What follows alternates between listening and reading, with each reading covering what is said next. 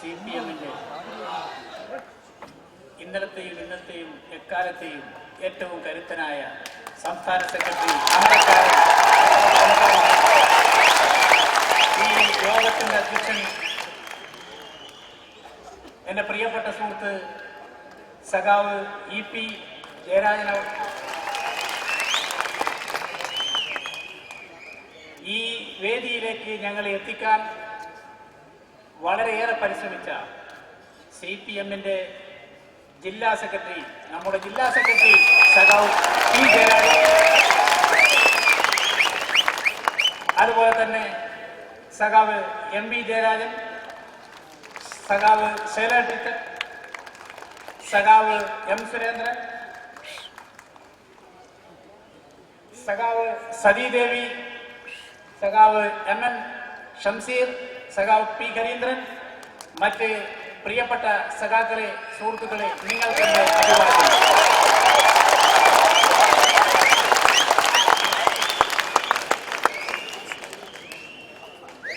പാനൂരിന്റെ ഈ രാഷ്ട്രീയ ചരിത്രമൊക്കെ സഖാവ് പിണറായി പറഞ്ഞു, ഞാനത് പറയുന്നില്ല.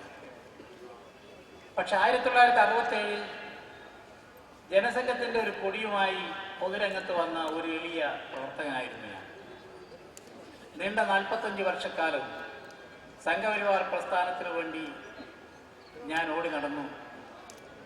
എൻ്റെ കൈകൊണ്ട് ഞാൻ പ്രിയപ്പെട്ട സഖാക്കളെ, നിങ്ങളെ ആക്രമിച്ചില്ലെങ്കിലും എൻ്റെ നാവ് കൊണ്ട് പലതവണ ഞാൻ ആക്രമിച്ചിട്ടുണ്ട്.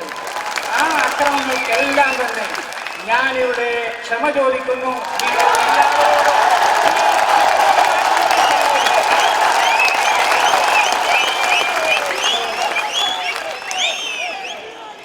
കൂടിക്കിടന്നാലല്ലേ രാപ്പനെയാണ്. ഞാൻ കൂടിക്കിടന്നു, നോക്കി, പല ഘട്ടത്തിലും നോക്കുമ്പോൾ ഇതൊരു ആനയാണ്. BJP എന്ന് പറയുന്നത് ഒരാന. ആനയ്ക്ക് 2 പാപ്പാൻ. ഒരു പാപ്പാൻ ഇടത്തോട്ട് നടക്കാനെന്ന് പറയുമ്പോൾ മറ്റേ പാപ്പാൻ വലത്തോട്ട് നടക്കാനേ. പിന്നെ എങ്ങനെ ഈ പാർട്ടി മുന്നോട്ട് പോകും?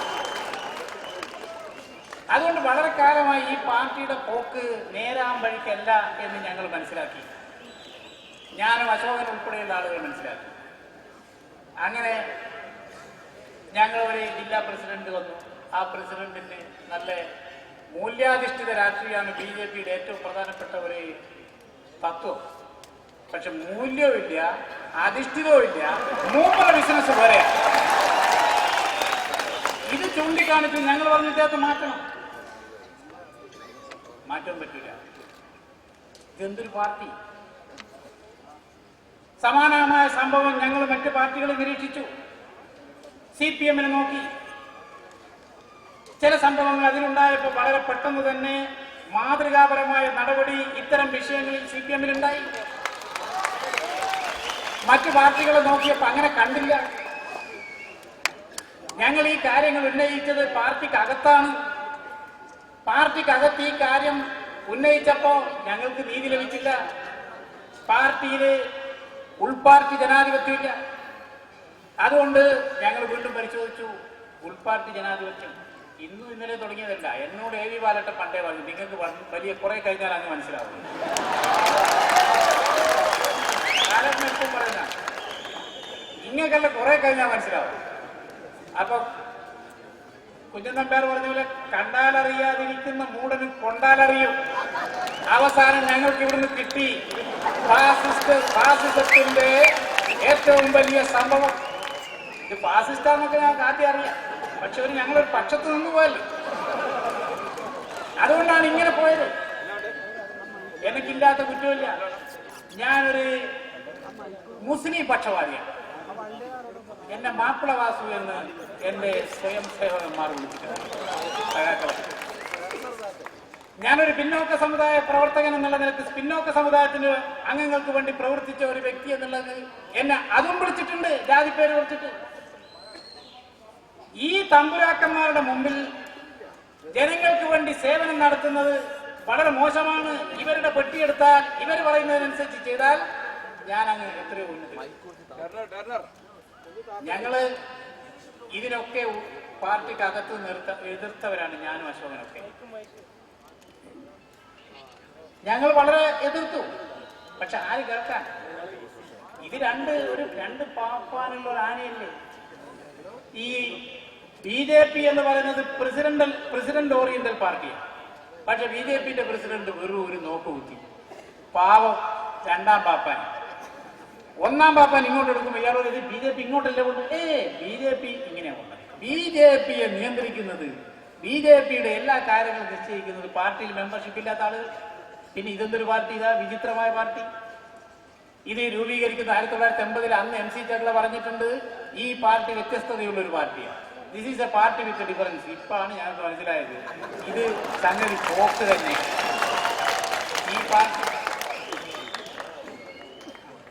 ഞങ്ങള് കുറെ കാലമായി ഇതിനെ ഇങ്ങനെ നിരീക്ഷിച്ചുകൊണ്ടിരിക്കുന്നു. സന്ദർഭം വന്നു, എപ്പോഴെങ്കിലും വന്നൂടാലോ. ഞങ്ങളിപ്പോ രാജിവെച്ച് ഞങ്ങളെ പുറത്താക്കിയതല്ല, പാർട്ടി പുറത്താക്കി എന്ന് പത്രത്തിലും അതുപോലെ കാണുന്നുണ്ടെങ്കിലും സാധാരണഗതിയിൽ ഒരു പാർട്ടിയിൽ നിന്നൊരു വ്യക്തിയെ പുറത്താക്കുന്ന സമയത്ത് ആദ്യം കൊടുക്കേണ്ട കാരണം കാണിക്കൽ നോട്ടീസ് തന്നിട്ടില്ല. അത് ആർക്കാ കൊടുത്തതെന്ന് അറിയില്ല, ആർക്കാ അയച്ചതെന്ന് അറിയില്ല. ഞങ്ങൾ പുറത്താക്കി. ഇതുവരെ ഒരു അറിയിപ്പ് കിട്ടിയിട്ടില്ല. ഞങ്ങളിപ്പോ BJPയുടെ എല്ലാ ബന്ധങ്ങളും ഉപേക്ഷിച്ചു. RSSുമായിട്ടുള്ള ബന്ധങ്ങൾ ഉപേക്ഷിച്ചു. നമോ വിചാരം മഞ്ജുവായിട്ടുള്ള ബന്ധം ഉപേക്ഷിച്ചു. ഞങ്ങൾ ഈ കേരളത്തിലെ മതനിരപേക്ഷ പ്രസ്ഥാനമായിട്ടുള്ള കേരളത്തിൽ അധ്വാനിക്കുന്ന തൊഴിലാളി വർഗത്തിന് വേണ്ടി, സാധാരണക്കാർക്ക് വേണ്ടി, ഒക്കെ അടിസ്ഥാന വർഗത്തിന് വേണ്ടി പ്രവർത്തിക്കുന്ന പാർട്ടിയിൽ അണിചേരാൻ തീരുമാനിച്ചു. സഖാക്കളെ സമീപിച്ചു. ഞങ്ങൾക്ക് ആദ്യം ഒരു ശങ്കയുണ്ടായിരുന്നു. മാധവി പറഞ്ഞ പോലെ അല്ല, നമ്മളിലെ കാലത്ത് കുറെ സംഭവങ്ങൾ നടന്നതല്ലേ. എങ്ങനെയാ ജയരാജേട്ടൻ പശവൻ പറഞ്ഞ് പോവാ, രണ്ടും കൽപ്പിച്ചിട്ട് പോയി. പക്ഷെ ഞങ്ങൾ അത്ഭുതപ്പെട്ടു. അദ്ദേഹം പറഞ്ഞു ഞങ്ങൾക്ക് വളരെ സന്തോഷമുള്ളൂ. അതൊക്കെ കഴിഞ്ഞ കഥ. ഇപ്പം പറയുന്നത് ബാസു പ്രസിഡന്റായ സമയത്താണ് ഉള്ള അക്രമം മുഴുവൻ നടത്തിയതാണ്. 2000 ഞാൻ പ്രസിഡന്റാണ്. ജയരാജൻ ആക്രമിക്കപ്പെടുന്നത് 1999. പക്ഷെ അതിന്റെ ഉത്തരവാദിത്വം ഞാൻ തന്നെ. എല്ലാം ഞാൻ 8 കാര്യം അമ്മൂഞ്ഞ് പറഞ്ഞു, അതെല്ലാം എനിക്കിരിക്കട്ടെ, എല്ലാം എനിക്കിരിക്കട്ടെ, ആർക്കും കൊടുക്കണ്ടെങ്കിൽ. ബാസുവിന് എന്നെ കുറ്റം.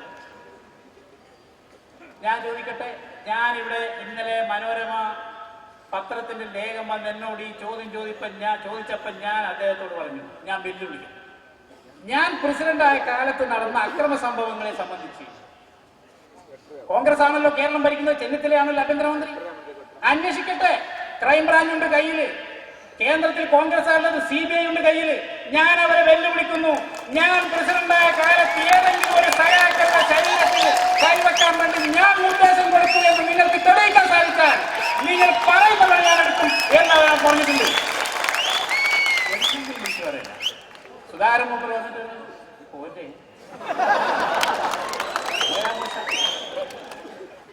അപ്പൊ ആരെല്ലാം വന്നിട്ട് കൈപിടിക്കുന്നു. അവസാനം ഹനുമാൻ സേന, മറ്റേ എന്തെല്ലാം സേനയും വന്നു, ഈ പാർട്ടികളെല്ലാം വന്നു. ഞങ്ങളൊരു തീരുമാനം എടുത്തിട്ടുണ്ട്. ആ തീരുമാനം ഒന്നും മാറ്റൂല. അപ്പൊ ഓഫറുകളുടെ പെരുമഴയാണ്.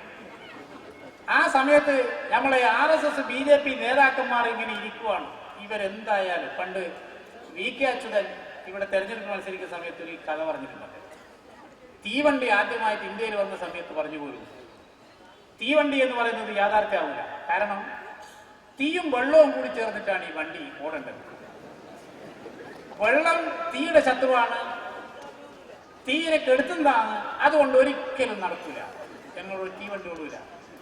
അതുപോലെ നിങ്ങളെ CPM-ൽ ചേരാൻ OK വാസുവും ആളുകളും അശോകനും ആളുകളും പോകില്ല. കാരണം ഇത് സ്വയം സേവകങ്ങളെ 46-45 കൊല്ലം ഇതിങ്ങനെ ഉരുക്കിട്ടിങ്ങനെ ഫിറ്റാക്കിയതല്ലേ, ഇതിനകത്ത് ഇങ്ങനെ ഉറപ്പിച്ചതല്ലേ, പോകില്ല. അത് മാത്രമല്ല, ഇവർ പോയാൽ അങ്ങോട്ട് എടുക്കുകയില്ല. ഇതാണ് ഈ കൂമമണ്ഡൂപങ്ങൾ കാര്യാലയത്തെ കുറിച്ച് ചിന്തിച്ചത്. അവസാനം ഈ നേതാക്കന്മാർ മെനഞ്ഞാന്ന് 2-3 ദിവസമായി എന്തൊരു കഷ്ടപ്പാടാണ് നിങ്ങൾ പറയുന്നത്. നിങ്ങളോട് ഞാൻ എങ്ങനെയാ അത് പറയുന്നത്? അഖിലേന്ത്യാ സെക്രട്ടറി കഥച്ചിട്ട് എൻ്റെ അടുത്ത് നേരിട്ട് വരുന്നില്ല. ഞങ്ങൾക്ക് അടി കിട്ടിയപ്പോൾ ഒരു നേതാവ് ആശുപത്രിയിൽ വന്നിട്ടില്ല. ഞങ്ങൾക്ക് അടി കിട്ടിയപ്പോൾ ഒരു നേതാവും ഫോൺ വിളിച്ചിട്ടില്ല. കാരണം ഇവർക്ക് കിട്ടേണ്ടതാണ്. ഞങ്ങൾക്ക് അതിന് പരിതാപമില്ല. നേതാവ് എന്ന് ചോദിച്ചു കുറുളിക്കാവ് നിങ്ങൾക്കറിയാം, കുറുളിക്കാവ് കടവത്തൂര് അവിടുന്ന് ബപ്പൂരനുണ്ട്. ലാസ്റ്റ് വന്നിട്ട് കല്ലറ പറമ്പിൽ നിന്നിട്ട് അങ്ങോട്ടൊരു ചോദ്യം, കൊട്ടേരിച്ച് ഞാനങ്ങ് കാരുവനായോ. ഇതേപോലെ കൊല്ലൂർ വന്ന് ഈ അഖിലേന്ത്യാ സെക്രട്ടറിക്ക് എന്നെ ഒന്ന് കാണണം, നേരിട്ട് വരാൻ പേടി. അപ്പൊ മധ്യസ്ഥന്മാരോട് പറഞ്ഞു, ഒരു നോക്ക് ദേവി കണ്ടോട്ടെ, ഒരു വാക്ക് ദാസൻ പറഞ്ഞു. അവസാനം ഈ ദാസൻ വന്നു, ഒരു നോക്ക് വാസു കണ്ടോട്ടെ, ഒരു വാക്ക് ദാസൻ പറഞ്ഞോട്ടെ. എന്താ പറഞ്ഞത്? പൊട്ടിക്കരഞ്ഞുകൊണ്ട് ഓമനെ കുറ്റങ്ങൾ ഞങ്ങളെല്ലാം എന്ത് പേടിക്കുക, ആകാശത്ത് കാണിക്കുന്ന അമ്പിളി അമ്മാമനെ പിടിച്ചു തരണോ, ഇങ്ങനെ മാർക്സിസ്റ്റ് പാർട്ടി പോകരുത്. ഞാൻ പറഞ്ഞ് അഖിലേന്ത്യാ സെക്രട്ടറി, ഈ സെക്രട്ടറി അപ്പ ഈ പാർട്ടി വന്നു, എങ്ങനെയാ സെക്രട്ടറി ആയതെന്ന് എനിക്കറിയാം. ഞാൻ പറഞ്ഞു ഞങ്ങളത് തീരുമാനിച്ചു. അവൾ അല്പം വൈകിപ്പോയി എന്ന് പറഞ്ഞ സിനിമ പോലെ അത് തീരുമാനിച്ചു. നിരാശനായി പിന്നെന്താ പണി? പിന്നെ പളനിക്ക് പോകുന്ന ആൾക്കാരെ ശിക്ഷ. പളനിയില് മാല ഇട്ടിട്ട് പളനി പോകുന്ന ആളുണ്ടല്ലോ, ഈ എല്ലാ വീടുകളിലും കാര്യമായിട്ട് ഇങ്ങനെ ഭിക്ഷാടനം നടത്തണം. BJP RSSന്റെ എല്ലാ ഉന്നതരായ നേതാക്കന്മാരും പൊയിലൂരിലും ചെറുവാഞ്ചേരിയിലും എല്ലാ വീടുകളിലും ആരൊക്കെയാണ് രാജിവെച്ചിട്ട് കത്തിൽ ഒപ്പിട്ടത്, ആരാണ് വെക്കാത്തവർ, ഇതൊന്നും ഇവർക്ക് അറിയില്ല. എല്ലാ വീടും കയറി ഇറങ്ങി, ആ രാത്രിയും പകലും ഇല്ലാതെ കയറി ഇറങ്ങി. അവസാനം പഠിച്ച പണി 18 പരാജയപ്പെട്ടപ്പോഴാണ് കൊല്ലപ്പെട്ട ജയകൃഷ്ണൻ മാഷ അമ്മേനെയും കൂട്ടിയിട്ട് രാത്രി അശോകന്റെ വീട്ടിൽ പോയി. ഉളുപ്പുണ്ടോ ഈ പാർട്ടിക്ക്? ഒരു പാർട്ടിയുടെ ആഭ്യന്തര പ്രശ്നങ്ങൾ പരിഹരിക്കാൻ ഒരു ബലിദാനിയുടെ അമ്മയെ കൂട്ടി ഈ നേതാക്കന്മാരെ വീട്ടിൽ പോയി സത്യാഗ്രഹം ഇരിക്കേണ്ട ഒരു അവസ്ഥ ഈ പാർട്ടിക്ക് വന്നെങ്കിൽ ഈ പാർട്ടി തകർന്നിരിക്കുന്നു സഖാക്കളെ. ഈ പാനൂരിൽ തുടങ്ങിയത് ഒരു ഭൂകമ്പമാണ്, രാഷ്ട്രീയ ഭൂകമ്പം. പല ചരിത്ര സംഭവങ്ങൾക്കും സാക്ഷ്യം വഹിച്ച മണ്ണാണ് ഈ പാനൂര്, രാഷ്ട്രീയ സംഭവങ്ങൾക്ക്. ഇവിടെ ഏകഛത്രാധിപതിയായി വാണ രാഷ്ട്രീയ പ്രമുഖൻ മുഖമടിച്ച് വീണ പ്രദേശമാണിത്. ഈ പാനൂരിൽ നിന്ന് പുതിയൊരു ഭൂകമ്പം ഉണ്ടാവുകയാണ്. ഈ ഭൂകമ്പം, രാഷ്ട്രീയ ഭൂകമ്പം എല്ലാ ജില്ലകളിലും എല്ലാ സ്ഥലത്തും ഉണ്ടാവും. ഈ ജില്ലയിൽ എമ്പാടും ഉണ്ടാവും. നിങ്ങളറിയാം, ഞാനൊരു ചെറിയ രഹസ്യം. എന്നെ ഞാൻ ഏരിയ കമ്മിറ്റി ഓഫീസിൽ ഇരിക്കുന്ന സമയത്ത്, ഞാൻ ജില്ലാ പ്രസിഡന്റായി കണ്ണൂരിൽ ഇരിക്കുന്ന സമയത്ത് തൃശ്ശൂരിലൊരു ജില്ലാ പ്രസിഡന്റ് ഉണ്ടായിരുന്നു, ശ്രീശൻ എന്ന് പറഞ്ഞു. ശ്രീശൻ അയാൾ എന്നെ വിളിച്ചു, എന്നോട് പറഞ്ഞു, മാഷെ നിങ്ങൾ ഏറ്റവും വലിയ ധീരത കാണിച്ചൊരു വ്യക്തി. എന്താണ്? ഈ RSS BJP വിട്ടിട്ട് ആരും CPM-ലേക്ക് നേരിട്ട് പോകില്ല. വേറെ എന്തെങ്കിലും ഉണ്ടാക്കിയിട്ട് ഇപ്പം കണ്ടില്ലേ, രാമപിള്ള സാറ് ഒരു മൂലക്ക്, മറ്റേ ആളൊരു മൂലക്ക്. ഇവർ പറയാം അങ്ങനെയാണ്. എതിരപ്പോ പറ്റെന്താ, മറ്റാൾ പറ്റെന്താ, ഒരു മണ്ണം കെട്ടിയില്ല. അച്ഛൻ തെങ്ങും വന്നു കണ്ടു, ഒന്നും കാണുന്നില്ല, തല കാണുന്നില്ല. അതാണ് ഇപ്പോഴത്തെ അവസ്ഥ ഇവിടെ. എന്നോട് പറഞ്ഞു, എനിക്കൊന്ന് പിണറായി സഖാവിനൊന്ന് ബന്ധപ്പെടുത്തി തരണം, എന്റെ കൂടെ 5000 ആളുകൾ തയ്യാറുണ്ട്.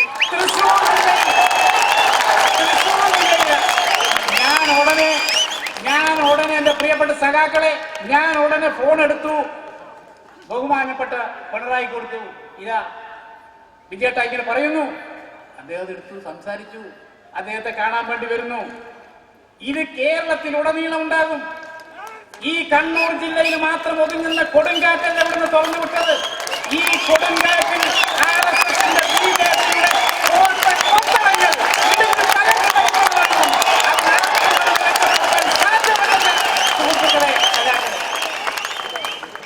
എന്റെ പ്രസംഗം കേൾക്കുന്നുണ്ട് അവിടെ. നിങ്ങൾ ഇരിക്കണം. എത്തിപ്പോയി ഗ്യാമെന്നാള് രക്ഷപ്പെടില്ല.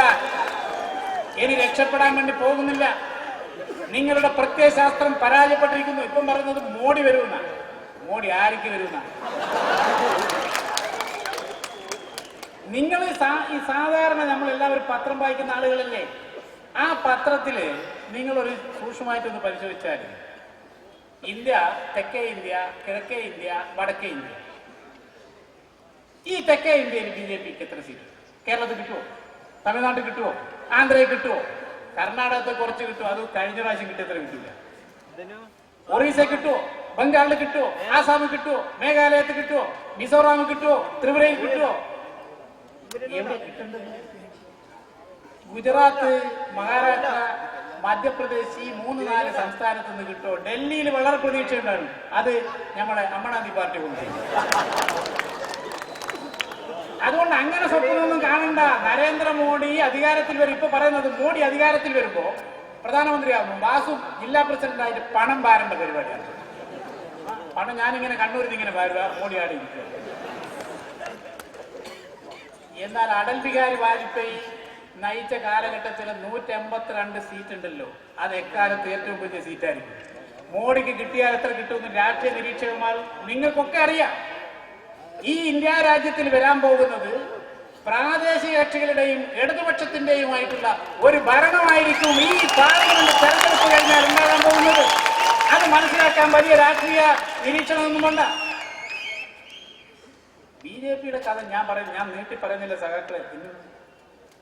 അതായത് എന്താ സംഭവം, 91 ഞാനിവിടെ അസംബ്ലിയിൽ മത്സരിച്ചു.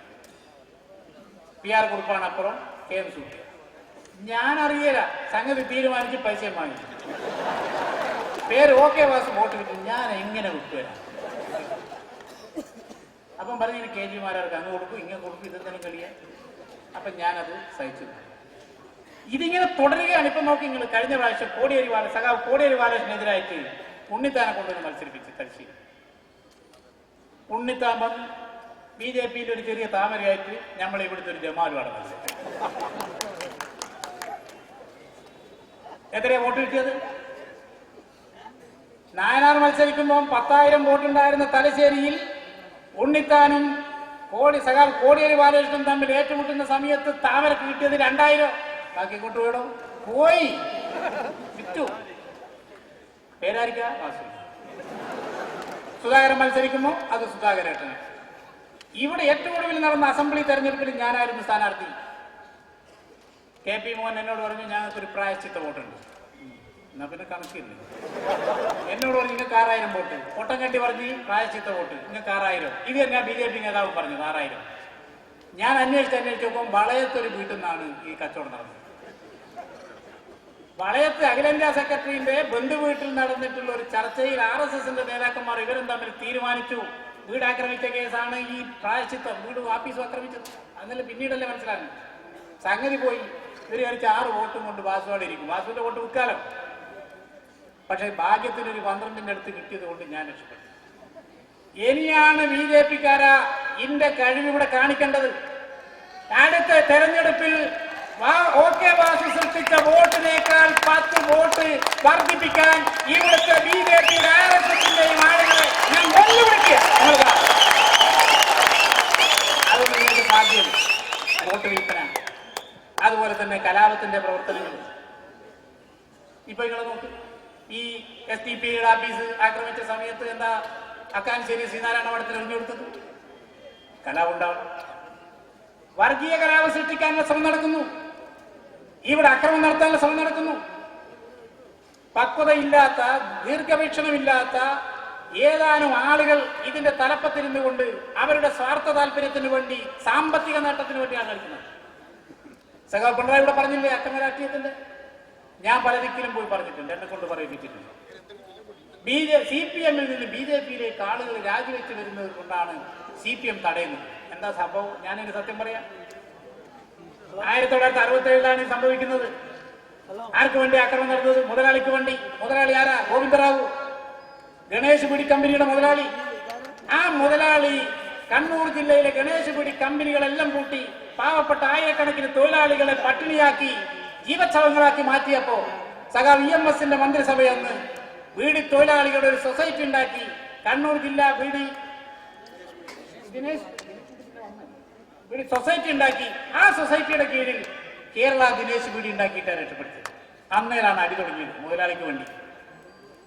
ഇത് പാവപ്പെട്ടവന് വേണ്ടി പ്രവർത്തിക്കുന്ന പ്രസ്ഥാനമല്ല RSS. മുതലാളിത്തത്തിനെ സംരക്ഷിക്കുന്ന പ്രസ്ഥാനം. ഏറ്റവും ഒടുവിൽ മോഹനഗിരി എസ്റ്റേറ്റിൽ ഒരു തൊഴിലാളി മരണപ്പെട്ടു. ആ തൊഴിലാളിയുടെ മകന് ജോലി കൊടുക്കണം എന്നാവശ്യപ്പെട്ടുകൊണ്ട് ആ തൊഴിലാളി പോയപ്പോൾ ജോലി നിഷേധിച്ചു.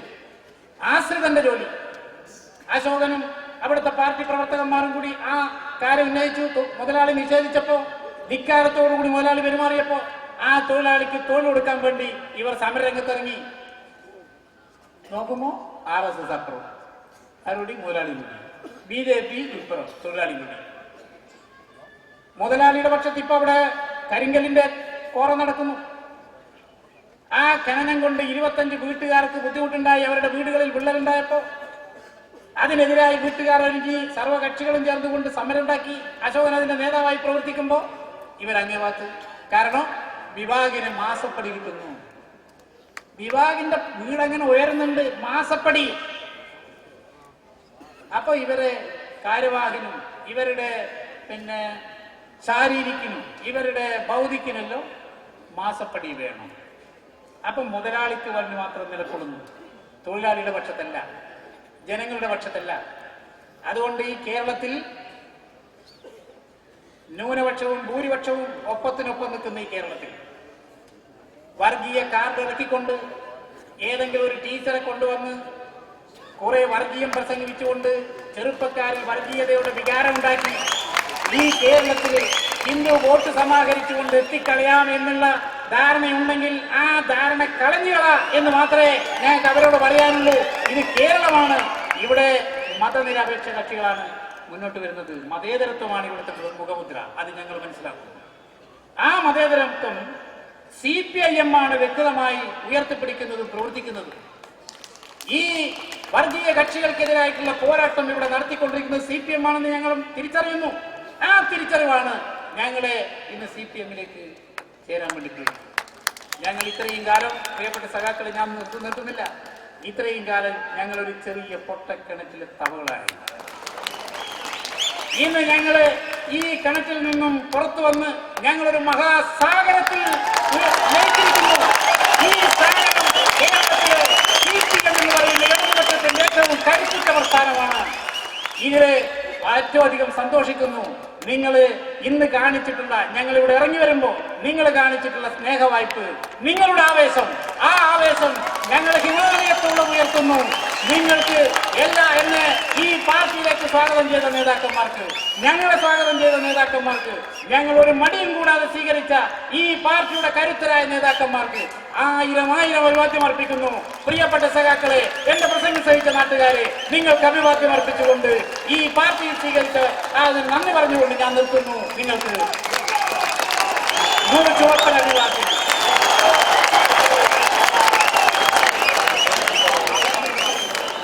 അശോകൻ നിങ്ങളോട് സംസാരിക്കും. അതിനെക്കുറിച്ച് സഖാവിനെ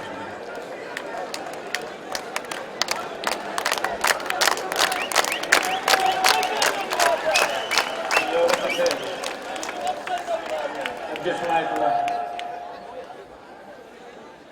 സഖാവ് VP ജയരാജൻ അവരുടെ, ഇതുപോലെ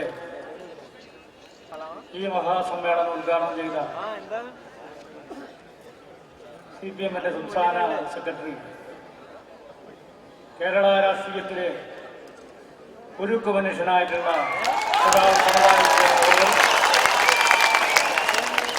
അതുപോലെ കണ്ണൂർ ജില്ലയുടെ പാർട്ടിയുടെ സെക്രട്ടറി ആയിട്ടുള്ള സഖാവ് P. ജയരാജൻ, അതുപോലെ സഖാവ് MP Jayarajan, M. Surendran, Shailaja teacher, സഖാവ് സതീദേവി, സഖാവ് ലീല, അതുപോലെ ഷംസീർ, P. ഹരീന്ദ്രൻ, ഈ മഹാസമ്മേളനത്തിൽ പങ്കെടുത്ത പ്രിയപ്പെട്ട സഖാക്കൾ,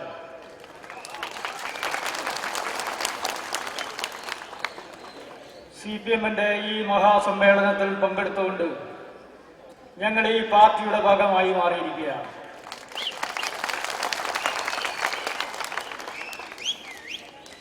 ഈയൊരു തീരുമാനം വാസ്തവത്തിൽ ഈയിടെ ഉണ്ടായിട്ടുള്ള BJP-യിലും RSS-ലും ഉണ്ടായിട്ടുള്ള ചില വിഷയവുമായി ബന്ധപ്പെട്ട് പെട്ടെന്നെടുത്തൊരു തീരുമാനമായി വ്യാസ് മാഷ് പറഞ്ഞതുപോലെ കാണാൻ വേണ്ടി സാധിക്കും. ഈ പാർട്ടിയിൽ സംഭവിച്ചിട്ടുള്ള അപജയങ്ങൾ, അതുപോലുള്ള കാര്യങ്ങൾ ഓരോ പ്രവർത്തകനും പാർട്ടിയിൽ പറയുന്ന കാര്യങ്ങൾക്ക് മറുപടി കിട്ടാതെ ഏകാധിപത്യയെ പോലെ പെരുമാറുന്ന ഈയൊരു നേതൃത്വത്തിന്റെ നടപടി, കാരണം CPM-നെ കുറിച്ച് പഠിക്കുന്ന സമയത്ത് ആ പാർട്ടിയുടെ ഓരോ വർഷം കൂടുമ്പോൾ ബ്രാഞ്ച് തലം മുതലുള്ള സമ്മേളനങ്ങൾ ഓരോ പ്രവർത്തകനും അവർക്ക് പാർട്ടിയെക്കുറിച്ചും നേതാക്കളെക്കുറിച്ചുമുള്ള ചോദ്യങ്ങൾക്ക് ഉത്തരം പറയാനുള്ള ആ ബാധ്യത നേതൃത്വത്തിനുണ്ട്. അങ്ങനെ ആ പാർട്ടി മുന്നോട്ട് പോകുന്ന സമയത്ത് ഭാരതീയ ജനതാ പാർട്ടി എന്ന് പറയുന്ന ആ ദേശീയ പാർട്ടി മാലിന്യങ്ങളുടെ ഒരു കൂമ്പാരമായി മാറിയതാണ് നമുക്ക് കാണാൻ വേണ്ടി സാധിക്കും. ഇവിടെ ഞാൻ പരത്തി പറയാൻ വേണ്ടി ആഗ്രഹിക്കുന്നില്ല. എന്നെ സംബന്ധിച്ചിടത്തോളം അല്ലെങ്കിൽ ഈ കണ്ണൂർ ജില്ലയിലെ നൂറുകണക്കിന് ഇന്ന് ഇവിടെ പങ്കെടുത്ത ആളുകളെക്കാൾ കൂടുതലായി വരും ദിവസങ്ങളില് ഈ ചെങ്കൊടി എന്താൻ വേണ്ടി കണ്ണൂർ ജില്ലയുടെ പാനൂരിലെ ഗ്രാമാന്തരങ്ങളില് ഈ RSSന്റെ ആ ഒരു തടവറയിൽ നിന്ന് മോചനം നേടി നൂറുകണക്കിന് ആളുകള് വരാൻ വേണ്ടി പോകുന്നു വരും ദിവസങ്ങളിൽ. നേതൃത്വ നിരയിലുള്ള ആളുകൾ RSSന്റെയും BJP-യുടെയും പ്രമുഖരായിട്ടുള്ള നേതാക്കൾ ഉൾപ്പെടെ വരും ദിവസങ്ങളിൽ വരും. അതിന്റെ തുടക്കം മാത്രമാണ് ഇവിടെ. ഞങ്ങളെ സംബന്ധിച്ചിടത്തോളം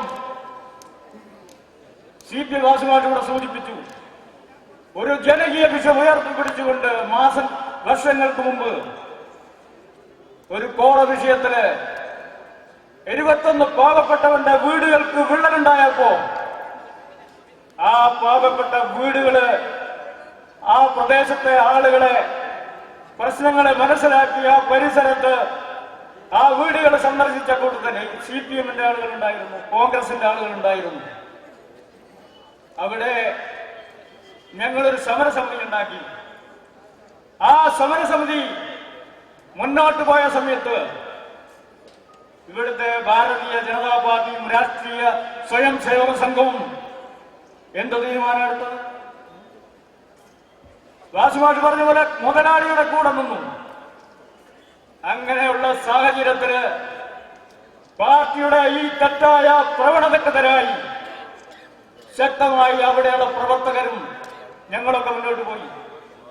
ആ സമയത്ത് ആ കോറയ്ക്കെതിരായിട്ടുള്ള ജനകീയ സമരത്തില് ഞങ്ങളെ സഹായിക്കാൻ ആ മേഖലയിലുള്ള CPM-ന്റെ നേതാക്കന്മാരും പ്രവർത്തകന്മാരും ഉണ്ടായിരുന്നു. അതാണ് ഞാൻ പറഞ്ഞത്, ഒരാവേശത്തിന്റെ പുറത്തല്ല ഞങ്ങളെ തീരുമാനമെടുത്തത്. നമ്മുടെ പ്രവർത്തകന്മാർ പറയുന്നു, ഞങ്ങളുടെ കൂടെ ഉള്ള ആളുകൾ പറയുന്നു, ഇതിനു മുമ്പേ ഈ തീരുമാനമെടുക്കണമായിരുന്നു. അതുകൊണ്ട് ഞാനിവിടെ കൂടുതൽ കാര്യങ്ങൾ പറയാൻ വേണ്ടി ആഗ്രഹിക്കുന്നില്ല.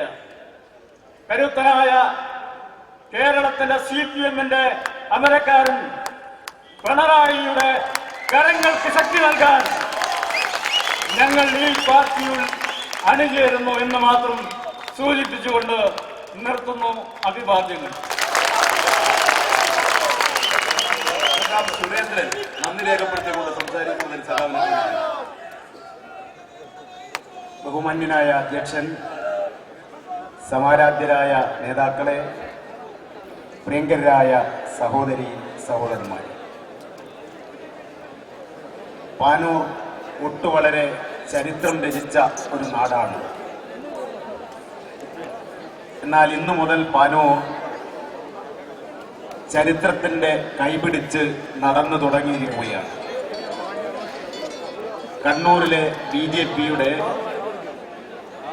ഉരുൾപൊട്ടലിന്റെ ആരംഭമാണ് ഇന്ന് പാനൂരിൽ കുറിച്ചിരിക്കുന്നത്.